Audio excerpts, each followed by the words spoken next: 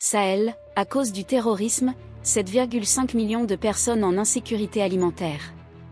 Au Burkina Faso, au Mali et au Niger, pays minés par les violences des groupes djihadistes et autres mercenaires, des millions de personnes sont contraintes d'abandonner leur foyer et leur travail pour se réfugier à l'intérieur ou à l'extérieur.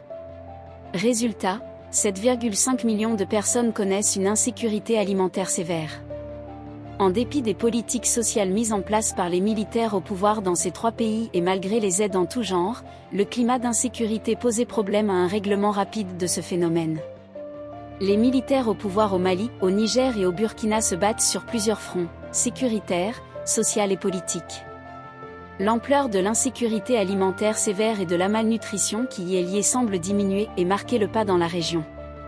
Mais, au Sahel central seul, Burkina Faso, Mali et Niger, 7,5 millions de personnes restent quand même affectées.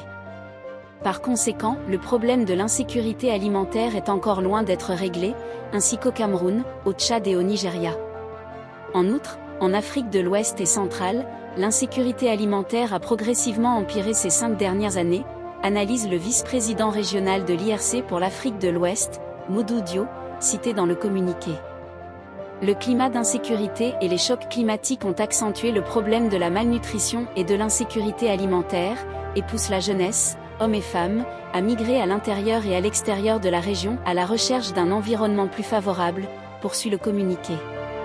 Il faut rappeler que le Burkina Faso, le Mali et le Niger figurent sur la liste des 46 pays les plus touchés par l'insécurité alimentaire. Ces pays ont un point commun, ils subissent de plein fouet les violences meurtrières des groupes djihadistes, responsables de milliers de morts et de millions de déplacés.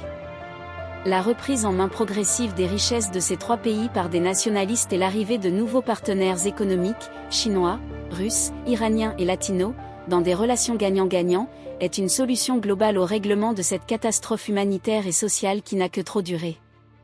Trop, c'est trop.